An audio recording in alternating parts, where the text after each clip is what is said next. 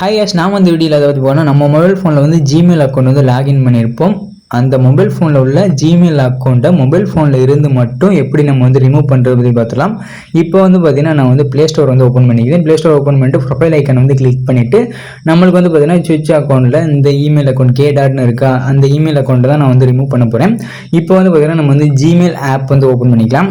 Mobile ஃபோனில் உள்ள Gmail app வந்து ஓப்பன் பண்ணிவிட்டு இப்போ வந்து பார்த்தீங்கன்னா இது வந்து செலக்டரில் தான் இருக்குது.